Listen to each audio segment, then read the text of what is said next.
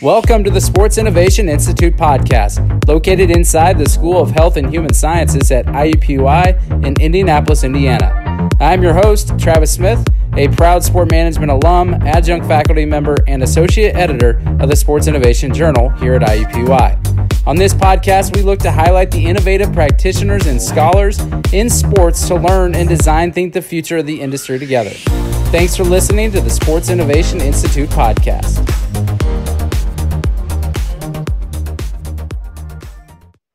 Thanks for listening to the IUPUI Sports Innovation Institute podcast. I'm Travis Smith, back here today with another one of our research authors that is now in the Sports Innovation Journal, Dr. Heather Lawrence of Ohio University. Thanks for being on the podcast to talk about you and your colleagues' research.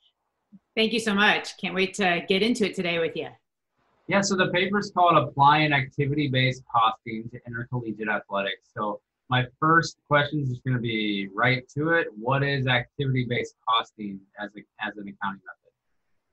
Sure. So activity-based costing is a method to try to understand the true cost of any sort of operations within it, whether it's business, whether it is an academic unit, or in our case, intercollegiate athletics and sports sponsorship.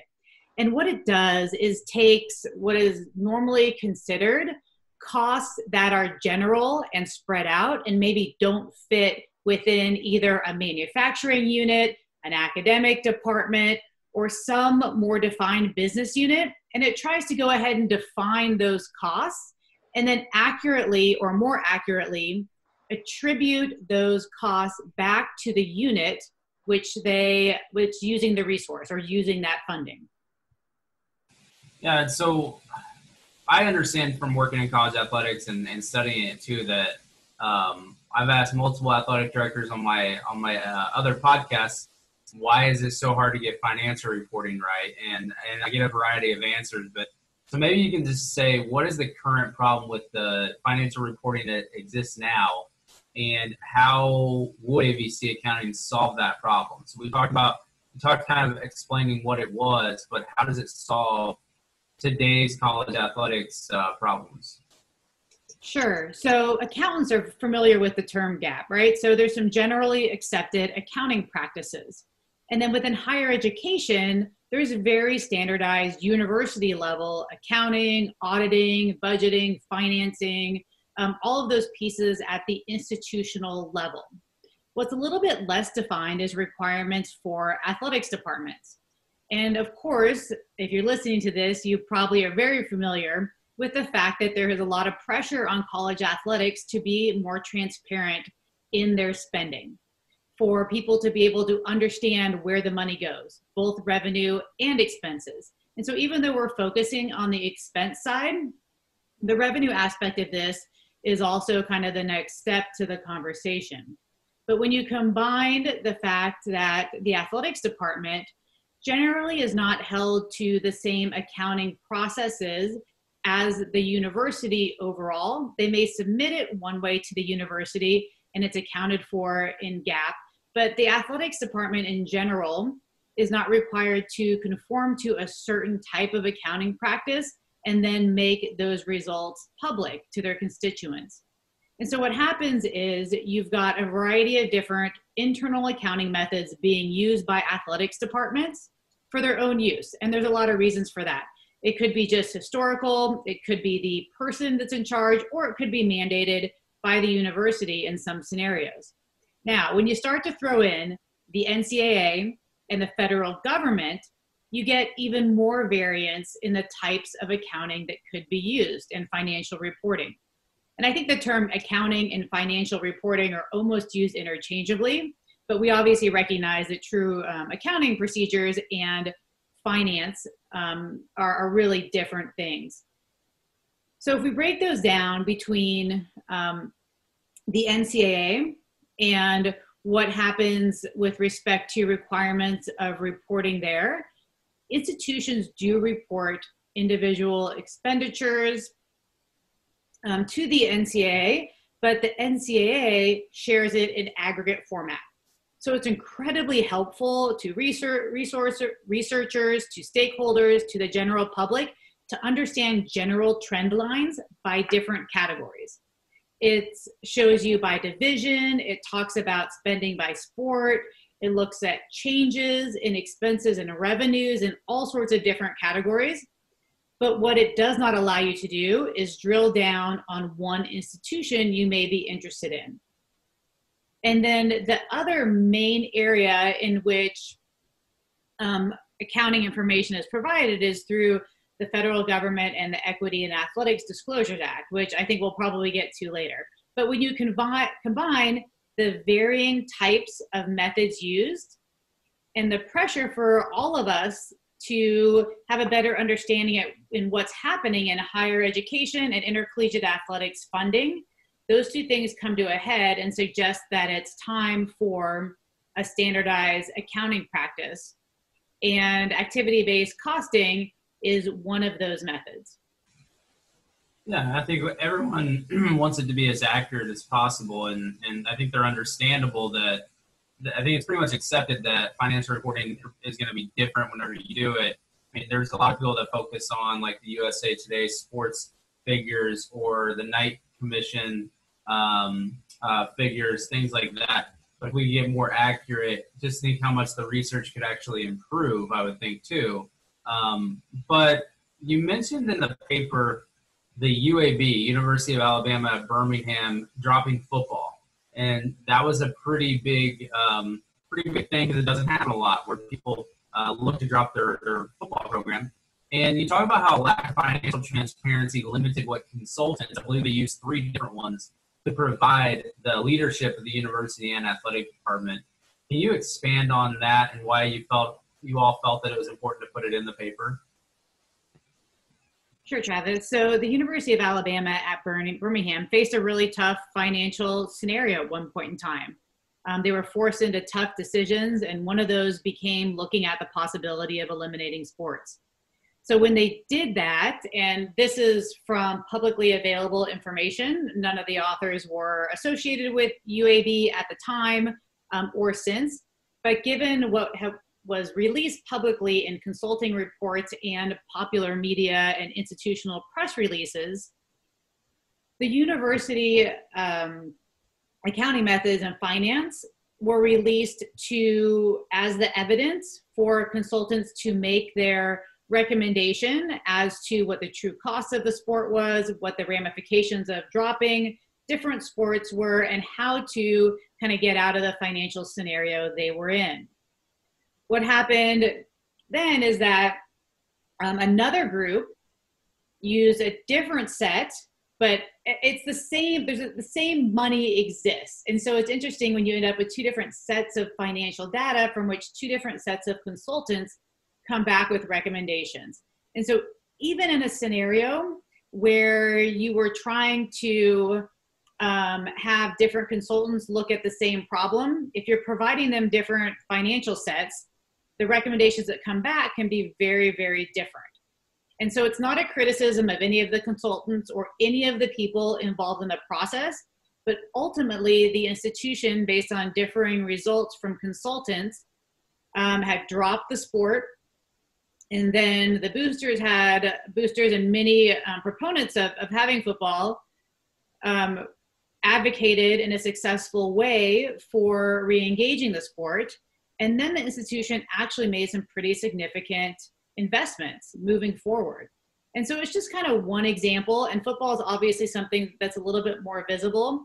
I suspect those types of conversations happen internally a lot more often. And even with internal meetings or conversations about budgeting, whether it's to drop a sport, add a sport, make priority decisions on where the money is going, it's difficult to do when you have parts of your budget that aren't directly, they're not attributable to a specific sport.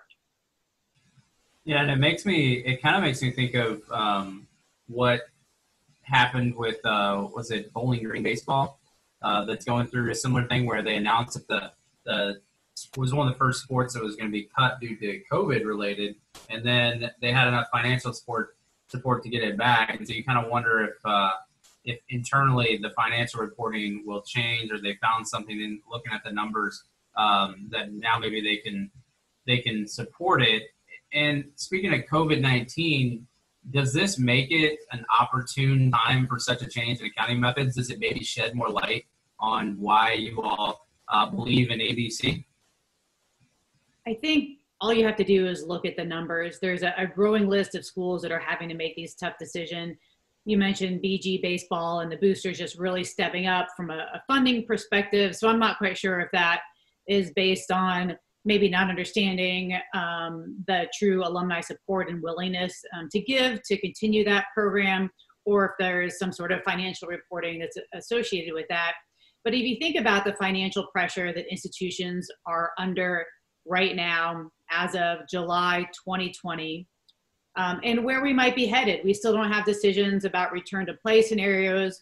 We don't have decisions about different contractual obligations related to guarantee games.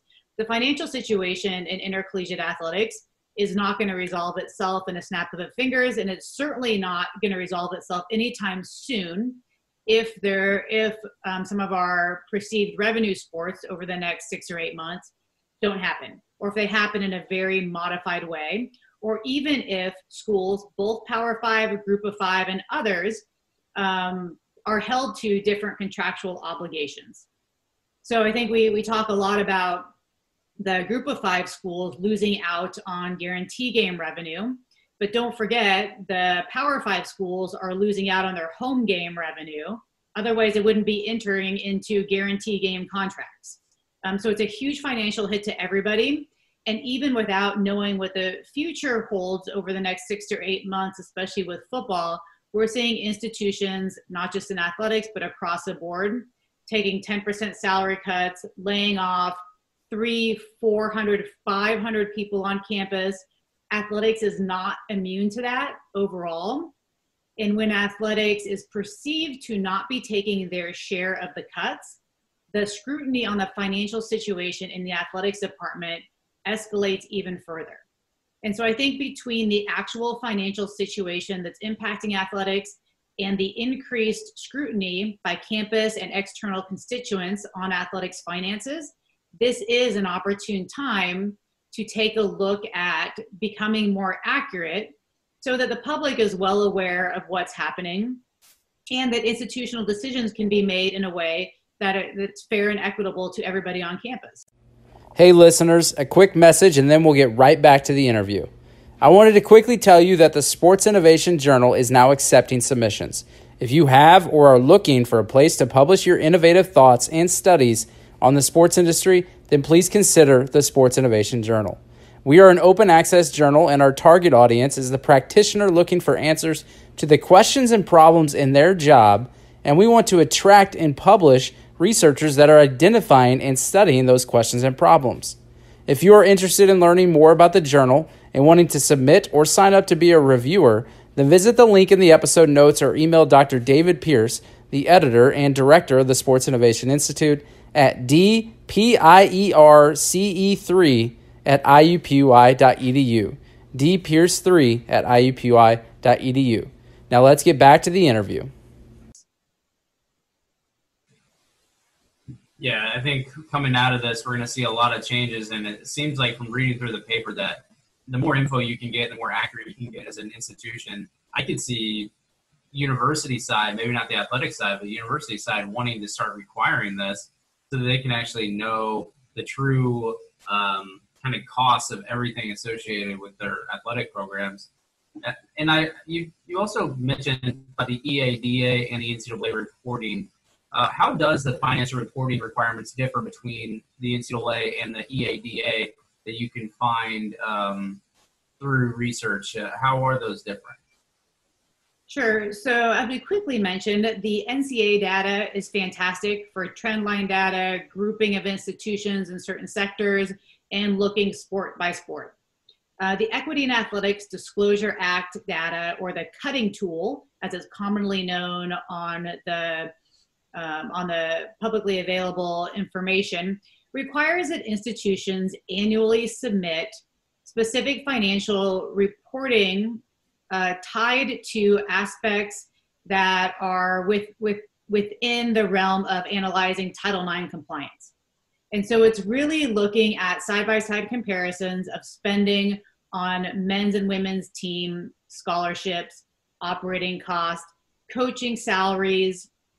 And it was a great step forward when it became implemented and when it became available publicly, because what it did is it allowed the general public, a prospective student, a parent, the opportunity to investigate a school that they're interested in and understand the amount of resources that are going to teams, or by gender, if that was of interest to them, or even what the coaching support was from a number of coaches or salaries.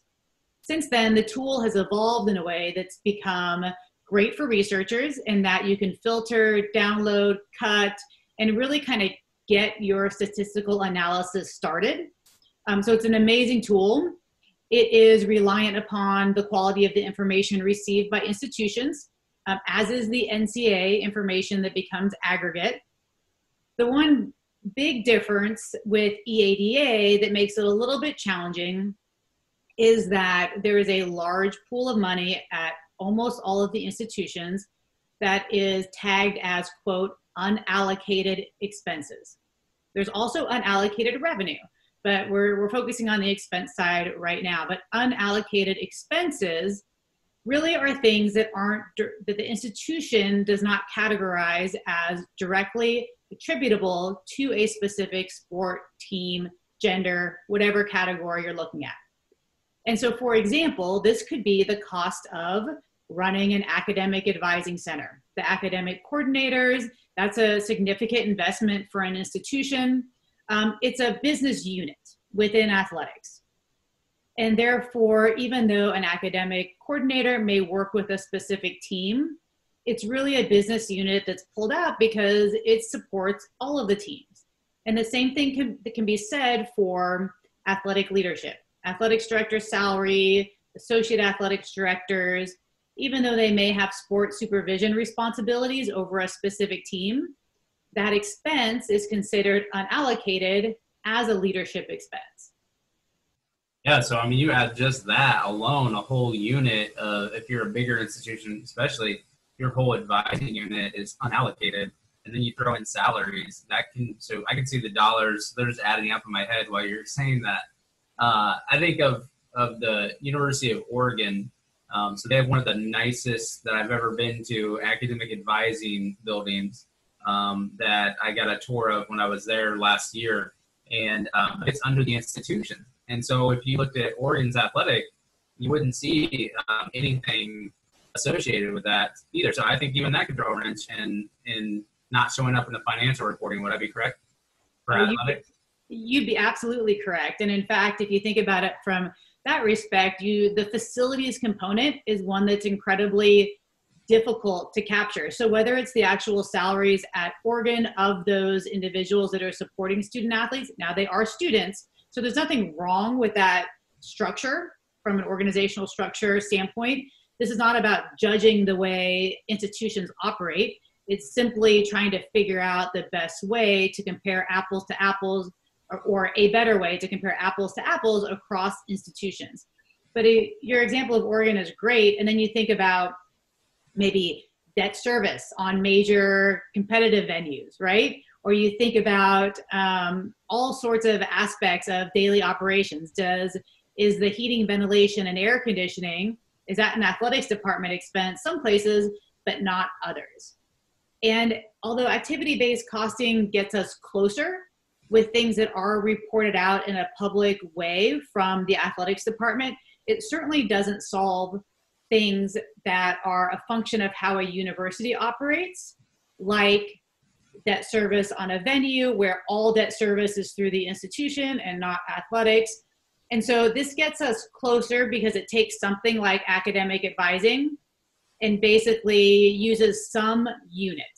And so if you use the unit of number of hours that academic coordinators, right, work, and then you figure out what the cost per hour is, and then you take that and attribute it back to the teams based on the number of student athletes per team, you start to have a better understanding of academic support services. From a building perspective, it can certainly be done, but it's a little bit more challenging. And again, it still does not solve the challenge of university operations and kind of who, quote, owns the expense.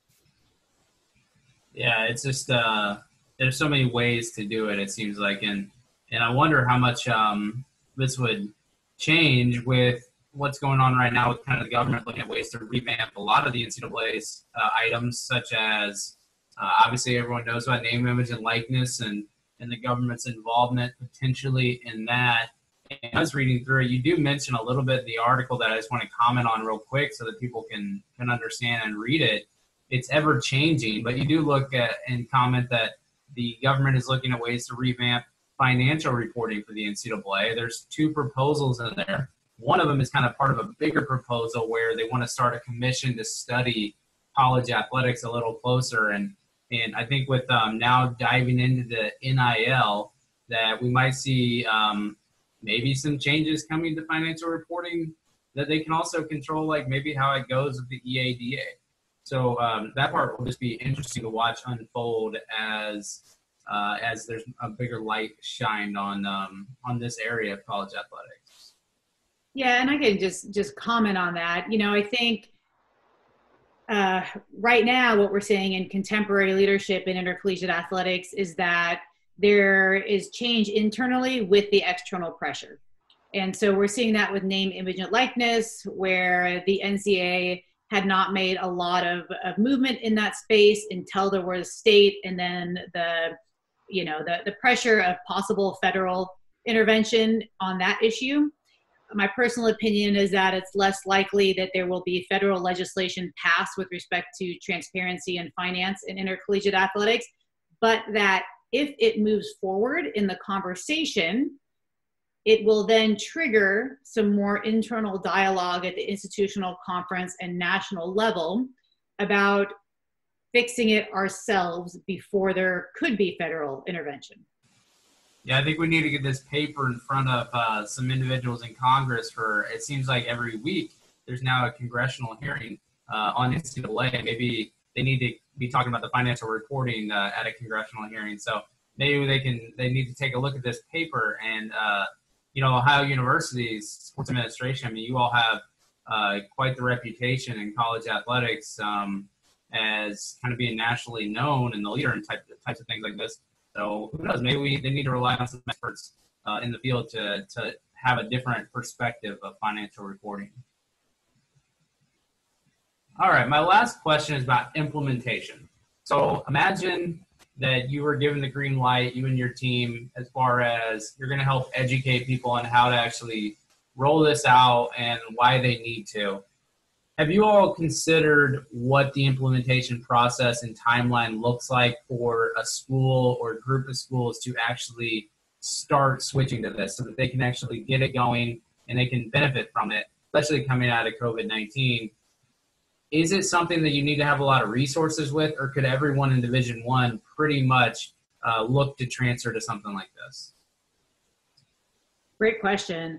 I think the biggest barrier that has to be overcome is a common set of what the unit is that you use in each area. So like I mentioned, with respect to something like compliance operations, is it the number of student athletes that the salaries of compliance gets pushed back to and allocated to?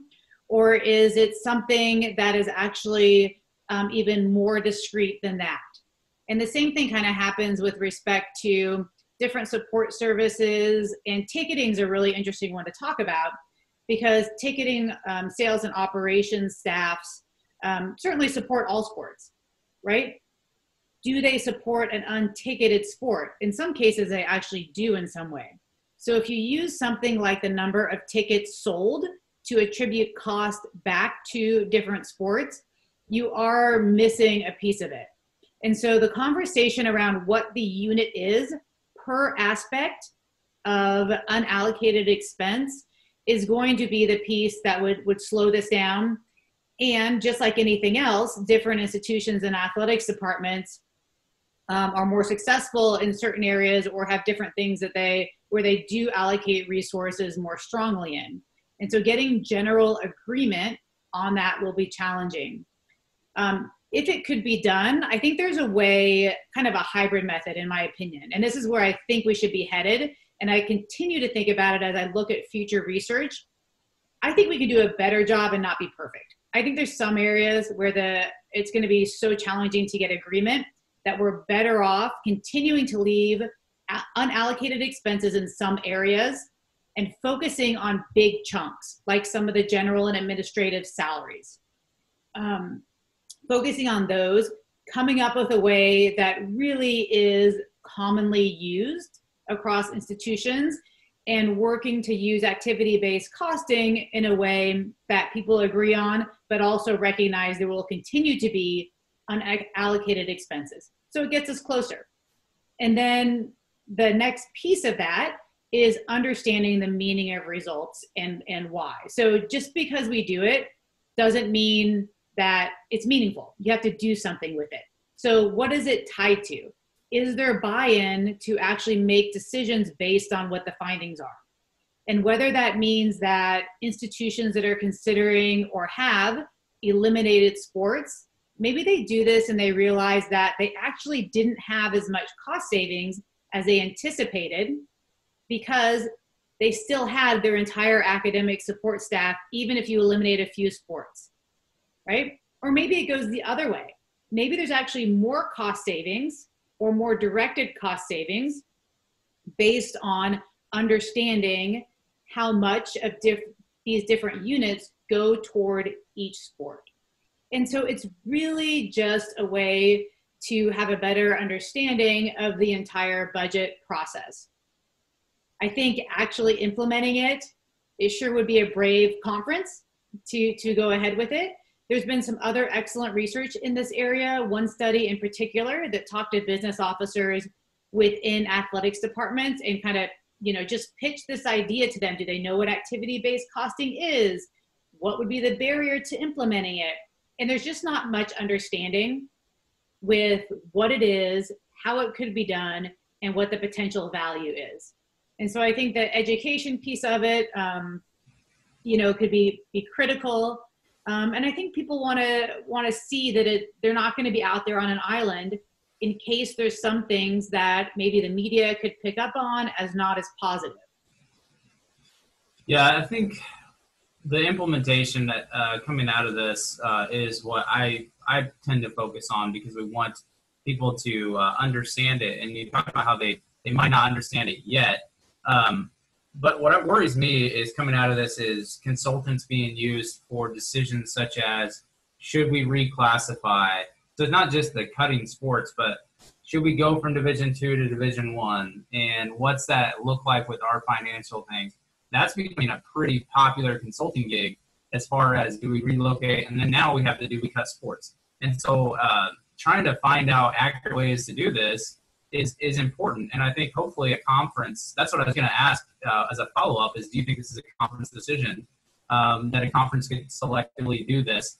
Because the institutions are typically the same size, most of the time in the same geography, so the same geographic location and mission of the institution. So maybe when it's a conference like the MAC or another conference looks to do this, I see a lot of benefit in it. I think maybe next step is there just needs to be a little bit of education and outreach.